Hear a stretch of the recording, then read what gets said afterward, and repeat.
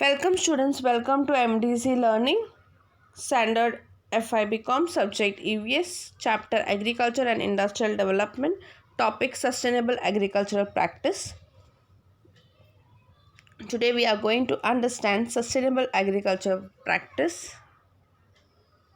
Sustainable agriculture practice is a regenerating farming. It is an effort to produce food on continuous basis while adopting measure to overcome the damages caused by the environment. Okay, sustainable agriculture, how we can do agriculture in every month without stopping and without having any hesitation, paila, or without causing any damages to the environment.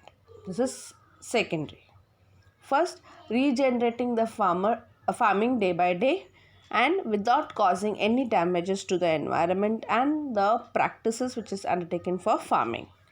Okay, to prevent the practice of cropping under extensive as well as intensive farming have caused such environmental problem, but that some problem production cannot be sustained because newly cultivated land exposed to severe erosion leading to loss of soil fertility. ऐसा होता है अगर बार बार करने से agriculture farming करने से soil fertility कम हो जाता है, सॉइल का जो ताकत है वो कम हो जाता है. Farmland rising more water for irrigation that in role of it recharge. Okay, irrigated area with soil becoming either very salty or salty and thus it sustain crop production. Yes, कभी कभी ज़्यादा पानी यूज़ इरिगेटेड पानी use करते करते वो पानी बहुत सॉल्टी रहता है और वो सॉल्टीनेस के वजह से भी कभी कभी क्रॉप प्रोडक्शन नहीं होता है. Okay, so main important thing is sustainable agriculture is to regenerating the farming, how we can use this farming day by day actively. Okay, sustainable agriculture attempts to ensure long term productivity of the land. Okay, how it ensures long term productivity, आज वो अपन पढ़ने वाले इसका कैसा long term productivity है. तो first is soil conservation involves all technique of preserve of soil fertility. कैसा हर technique use करके सॉइल फर्टिलिटी को भी प्रिजर्व कर सकते, इरोशन को भी प्रिजर्व कर सकते एंड लैंड डिग्रेशन को भी प्रिजर्व कर सकते. अगर आप फोटो देखोगे तो आपको मालूम पड़ेगा कि मैं ये फ़ोटोज़ में हर एक फ़ोटो का डिफरेंट मीनिंग है. पहला जो फ़ोटो दिख रहा है इसको बोलते हैं स्ट्रिप क्रॉपिंग. स्ट्रिप क्रॉपिंग व parallel strip of erosion prone row crops like maize and planted alternatively with wheat as it forms a continuous plant cover. अगर आप देखोगे हर एक लाइन में एक फार्मिंग किया है. फॉर एग्ज़ाम्पल एक लाइन में मेज़ किया है तो एक लाइन में वीट करेगा, एक लाइन में जवार, ऐसा एक लाइन में फार्मिंग. एक ही लैंड एक ही है, चाहते तो एक ही फार्मिंग कर सकते हैं, पर उन लोग ने स्ट्रिप फार्मिंग किया, मतलब हर एक लेन में हर एक फार्मिंग करना. ओके, हर एक लेन में हर एक डिफरेंट फार्मिंग करना. ओके, उसके बाद जो है ये पिक्चर जो है ये काउंटर फार्मिंग है. ओके, अब ये काउंटर प्लाउइंग का मतलब है where crops are planted across the slope parallel to the evaluation counter. It reduces the runoff erosion by reducing the volume and speed of rain water. अगर आप देखोगे तो आपको मालूम पड़ेगा ये सर्कल वे में है. तो इसको जो डार्क ब्राउनिश कलर दिख रहा है ना, उधर से ज़्यादा ऊपर प्लांट करते हैं. ओके, इससे क्या होता है, ये जो वॉल्यूम है अपना स्पीड रेन वाटर उसका कम हो जाएगा एंड प्लस ये भी एक तरह का फार्मिंग हो जाएगा और ये प्लाउइंग अच्छे से होता है तो it seems to be very good and it's very useful. Then this is called as summer fallow, which only half of the land is planted each year and where the soil is able to absorb the most of annual rainfall.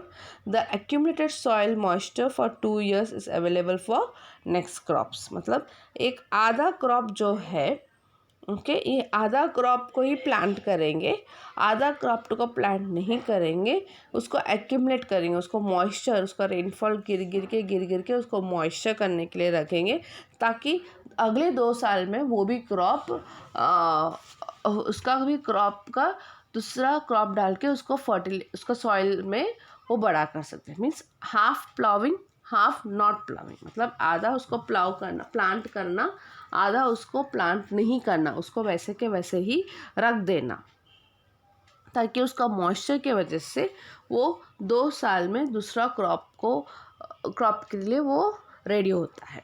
Okay तो first आपने जो देखा था वो आपका था strip cropping, जो हर एक क्रॉपिंग में अलग अलग, एक क्रॉपिंग में मेज़ रहेगा तो एक क्रॉपिंग में वीट, एक क्रॉपिंग में जवार, वैसा। फिर दूसरा जो प्लाविंग था वो काउंटर प्लाविंग। ओके अभी ये काउंटर प्लाविंग जो है, जो आपको डार्क ब्राउन कलर दिख रहा है ना, उसके आगे प्लाविंग करना, प्लांट करना। देखो आप पिक्चर में दिख रहा है लाइट ब्राउन में प्लांट किया, जो डार्क ब्राउन है उसका वॉकिंग शेड रहेगा, वॉकिंग चलने का जगह रहेगा या नीचे जाने का जगह रहेगा। Then we have summer fallow, that is एक खेती में आधा खेती को खेतीबाड़ी करना और आधा खेती को वैसे ही रखना मॉइस्ट होने के लिए। रेनफॉल गिरेगा, मॉइस्ट होगा, 2 साल के बाद वो दूसरा क्रॉप के लिए रेडी हो जाएगा। फिर इसको खाली करके इसको ऐसे रखेंगे, फिर उसको अपन सॉइल फर्टिलिटी वो तब तक वो इंक्रीज़ कर देगा, उसमें अपन क्रॉपिंग करेंगे, मतलब आधा अभी आधा 2 साल के बाद। ओके फिर उसके बाद लास्ट जो है वो क्रॉप रोटेशन। ओके मतलब अल्टरनेटिवली क्रॉप को रोटेटिंग वे में उसका वो टेक्निक यूज़ करके प्लांटिंग करना। ओके अगर आप देखेंगे तो मालूम पड़ेगा। अभी देखो आप जो देख रहे हो ये 4 पार्ट का है, तो उसको क्रॉप को रोटेट करते रहेंगे। भाई इधर लगाया, इधर नहीं लगाया, फिर इधर भी नहीं लगाएगा, अभी इधर लगाएंगे।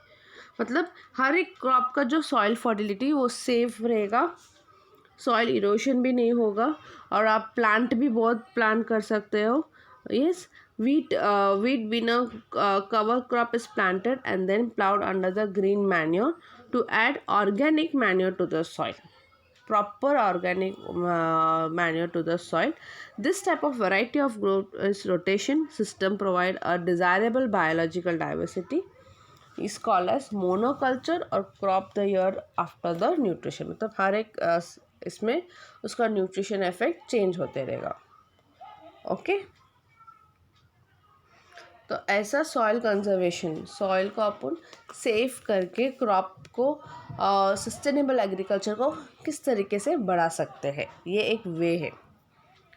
Then we have conservation of water resources. Efficient utilization of water for irrigation agriculture area is very necessary. A technique of drip and trickle irrigation deliver water directly to the areas around the root instead of directing it below on the oil surface. जैसा वो sprinkling होता है ना, अपना shower करते वक्त कैसा पानी स्प्रिंकल होता है, वैसा स्प्रिंकलिंग का रहता है। अगर वो स्प्रिंकलिंग हो रहा है तो हर एक लीव्स में, हर एक क्रॉप में वो जाके गिरेगा, हर एक प्लांट में जाके गिरेगा, तो इट बिकम्स वेरी इजी। सो इससे क्या होता है, इससे अपना मॉइस्चर इवापरेशन नहीं होता है। ओके और उसका जो ट्रिप एंड ट्रिकल सिस्टम है वो उसका lodging under the ground water नहीं रहता है, अंडर द ग्राउंड नहीं रहता है, अबाव द ग्राउंड रहता है। तो उसके वजह से वो ज़्यादा पानी नीचे जाके कड़क होने से ऊपर ही रुक जाता है। तो ये भी एक टेक्निक है जिससे तुम वाटर को कंजर्व कर सकते हो और वाटर रिसोर्सेस को अब अच्छे तरीके से यूज़ कर सकते हो। Okay then we have encouraging use of perennial crops। ओके अभी ये perennial crops में human depends on annual crops like wheat and rice need to be reduced। yes ये अपना main crop है, that is wheat as well as rice। such annual crop require that every year seed to be planted, carried for harvest, hence they have high cost, both economic as well as environmental cost। yes or no? Economic वे में भी उसका cost ज़्यादा रहता है and environment में भी उसका cost ज़्यादा रहता है, because we put only rice and wheat and this for this we need a seed, we need to go there, we have to put it, we need for the harvest, we have to wait for the harvest purpose, then after harvesting we have to go for other purpose. So this ongoing में अगर वो इसको अपन और अच्छे annual planting cost में reduce करेंगे तो soil erosion भी रिड्यूस होगा, उसका हार्वेस्टिंग टाइम भी रिड्यूस होगा एंड इसको अपन हर एक जगह में ज़्यादा भी यूटिलाइज कर सकते हैं. Okay, so this is called as ongoing research in the field of biotechnology indicate that in future perennial crops में लिमिट एनुअल प्लांटिंग, हर एक दिन का प्लांटिंग, हर एक साल का जो एनुअल प्लांटिंग है उसको अपन स्टॉप कर सकते हैं और ऐसा भी प्लांटिंग को ग्रोथ लेके आ सकते हैं so that it can reduce the soil erosion. Then we have suitable agriculture policies. There are many agriculture policies which has been suitable, which has been supported by many farmers, which has been supported by many MDCs as well as LDCs. Use of nitrogen fixation and organic fertilizer to reduce, replace commercial chemical fertilizer. Integrated pest management program that reduce, replace. Use of plants and animals that are better suited to the productivity potential and physical limitations of the land. Okay, use of proper nitrogen fixations, use of proper pest control, use of proper pest management, use of proper fertilizer, use of proper financial assistance for the farming. मतलब तुम बराबर उसके लिए पैसा financial assist करो, उसके बराबर से एनिमल्स प्लांट को यूज़ करो ताकि उसको लिमिटेड यूज़ में ही उसको ख़त्म कर सकते हो. पेस्ट मैनेजमेंट बराबर करो, उसका नाइट्रोजन फिक्सेशन बराबर करो, ये सब फर्टिलाइज़र बराबर यूज़ करो ताकि इसको अपन यूज़ भी कर सकते हैं और रिप्लेस भी कर सकते हैं.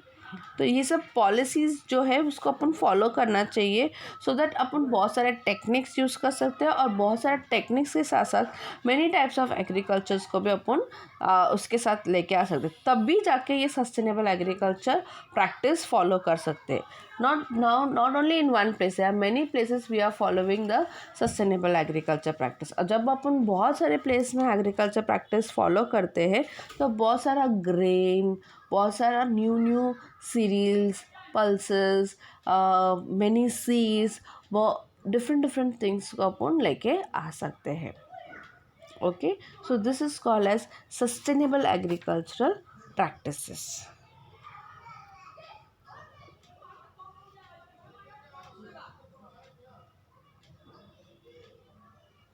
Thank you.